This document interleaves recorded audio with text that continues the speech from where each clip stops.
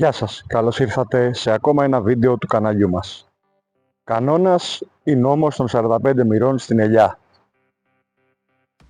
Σήμερα, στο σημερινό μας βίντεο θα δούμε πώς κατά τη διάρκεια των κλαδεμάτων μπορούμε να διαχειριστούμε αυτή εδώ τη συνθήκη. Δεν διάλεξα τυχαία αυτό εδώ το δέντρο γιατί σήμερα θα μπω στη διαδικασία να το κλαδέψω. Θα το δούμε πώς. Δεν θα ασχοληθούμε τόσο με το κλάδεμα, αλλά όσο με τη συνθήκη αυτή, όπου ο μέγιστος και καθηγητής κύριος Βιδάλης, σε ένα πολύ ωραίο βίντεο, ένα μάλλον από τα πολλά βίντεο που έχει παρουσιάσει, μας δίδαξε και μας έμαθε την συγκεκριμένη συνθήκη.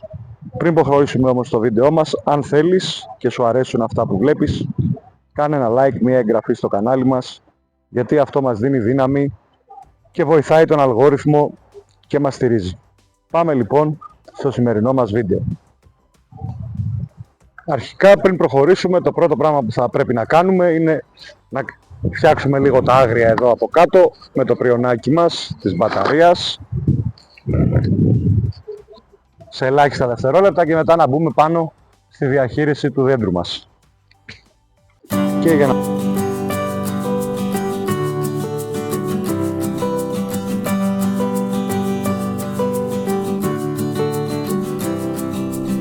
Αφού λοιπόν κόψαμε τα άγριά μας από κάτω και μοσχομυρίζει και ο μάραθος, πάμε να δούμε πάνω στο δέντρο αυτό τι θέλουμε να κάνουμε. Αρχικά βλέπουμε μια ποικιλία μεγαρίτικη με την τάση τα κλαδιά της να φεύγουν πάνω. Οπότε θέλουμε λίγο να το συμμαζέψουμε και να δημιουργήσουμε παραγωγικές ποδιές απάνω στο δέντρο, παραγωγικές ζώνες, παραγωγικούς βλαστούς. Στο συγκεκριμένο δέντρο θα δούμε βλαστούς που έχουν την τάση να φεύγουν πάνω, σαν αυτόν εδώ,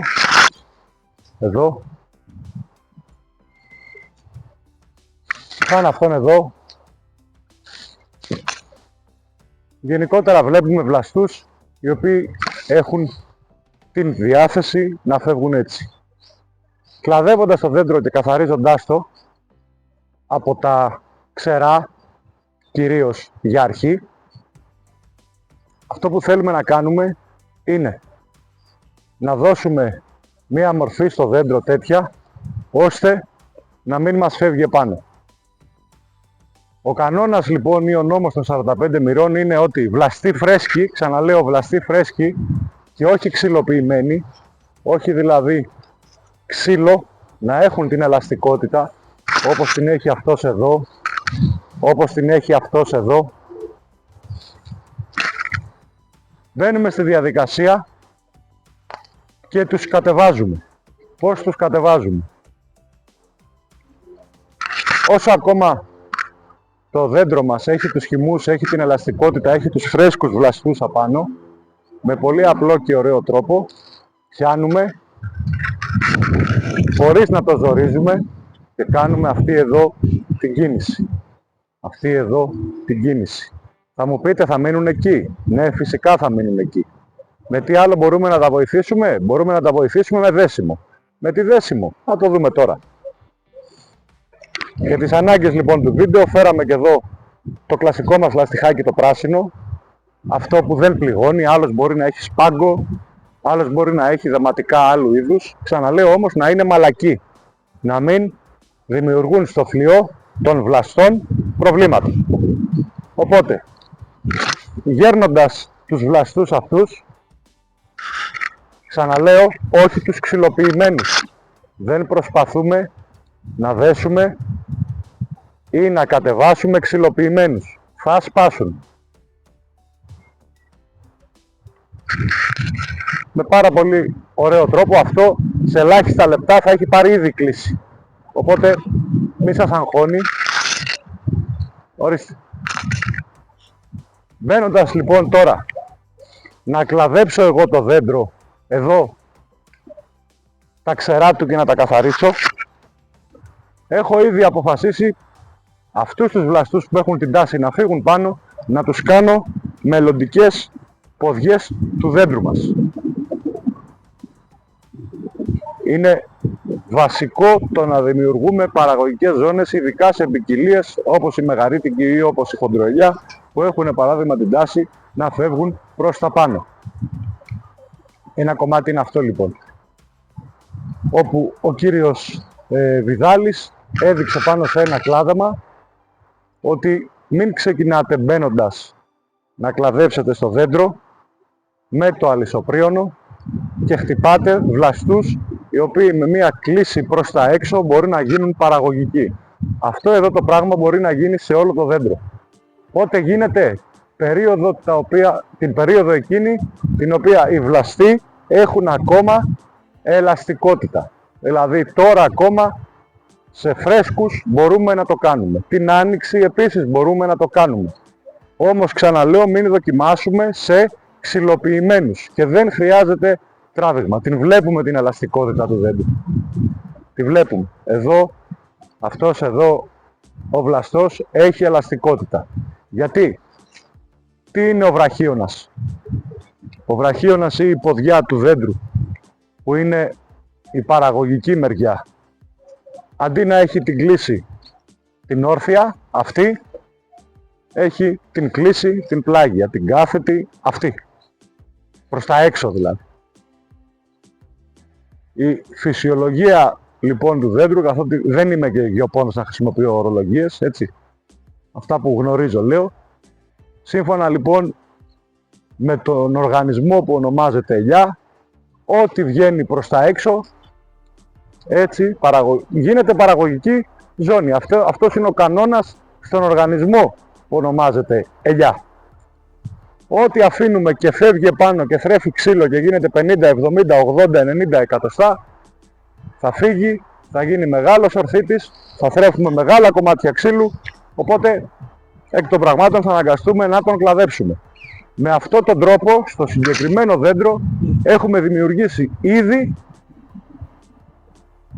1, 2 ακόμα παραγωγικές ζώνες, όπου με την κατάλληλη διαμόρφωση και το κατάλληλο κλάδεμα όταν έρθει η ώρα του, θα γίνουν 2 πάρα πολύ παραγωγικοί βλαστοί και κυρίως θα μας βγάλουν από τον κόπο των κλαδεμάτων, των ορθιτών, το να καίμε κλαδιά, το να βάζουμε θρηματιστές κτλ.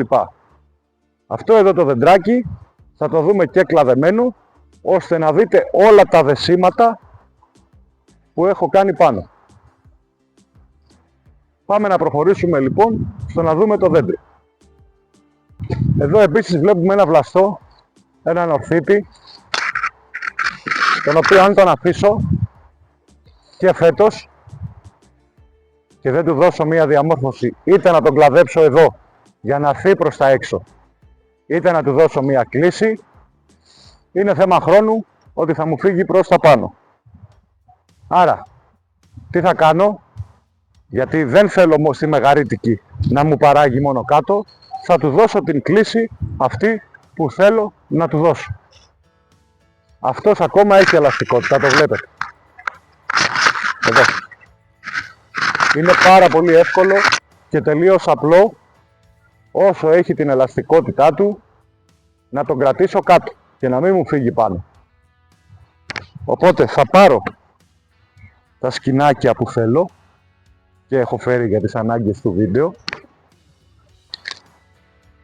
Ακόμα ένας βλαστός που βλέπουμε να φεύγει πάνω είναι αυτός εδώ, όπου ή θα μπούμε σε διαδικασία τσιμπημάτων, τον βλέπουμε, νάτος, ή θα μπούμε στη διαδικασία να κάνουμε και εδώ, επειδή έχει την ελαστικότητά του, αυτό εδώ το χαμήλωμα. Το βλέπετε, έχει ελαστικότητα, έγειρε προς τα κάτω, κλαδεύοντας τα ξερά, θα είναι μια ξεκάθαρη νέα ποδιά στο δέντρο μας. Με το...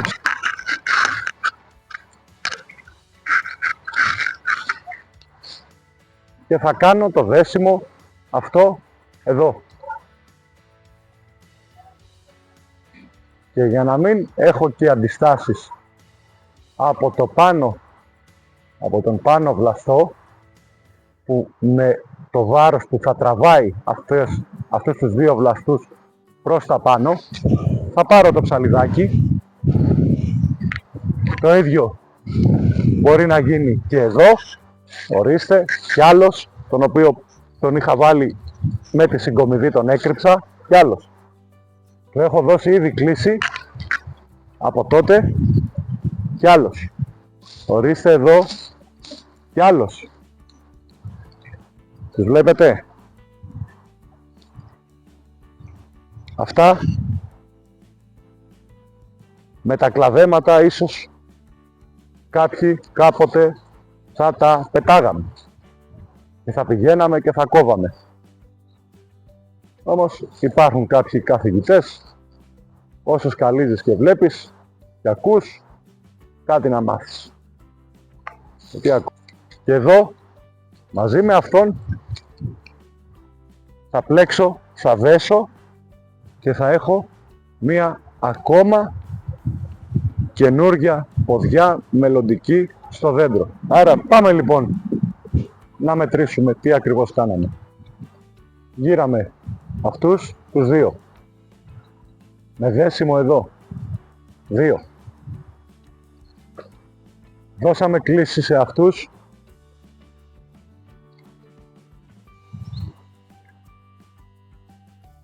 Άλλοι 2. Για τις ανάγκες του βίντεο τα κάνω και γρήγορα. Το πώς θα κατεβάσω μετά που θα μείνω μόνος μου δεν λέγεται. Πιάσαμε εδώ άλλοι 2. Αυτόματα λοιπόν μέσα σε ένα κενό τέτοιο θα έχουμε 1, 2, συν τις φρέσκες από κάτω, 3, 4. Συν ότι πετάει από μέσα. Που σε άλλη περίπτωση θα πηγαίναμε εδώ από τον πάτο και θα αφαιρούσαμε. Ενώ τώρα θα δώσουμε ζωή σε αυτόν και θα φύγει αυτός, ο οποίος έχει αρκετά προβλήματα και έχει φύγει και πάρα πολύ ψηλά. Ίσως θα δούμε, κρατήσουμε αυτή. Αλλά θα το δούμε στην πορεία των κλαδεμάτων, γιατί βγάζει και από εκεί φρέσκο που έρχεται προς τα έξω. Οπότε με το συγκεκριμένο τρόπο θα κατεβάσω και το δέντρο, θα έχω και καινούργιες παραγωγικές ζώνες και λιγότερο κλάδεμα και χαμήλωμα τα δέντρα και προσαρμογή σε συνθήκες καινούργιες πλέον που ορίζει το περιβάλλον. Αυτός είναι λοιπόν ο νόμος ή κανόνας των 45 μοιρών που τον σημείωσα στην ατζέντα για να τον ξεχωρίζω και να καταλαβαίνω. Θα γίνει το κλάδαμα εφόσον μας αφήσει ο καιρός τώρα και θα δούμε το δέντρο ολοκληρωμένο.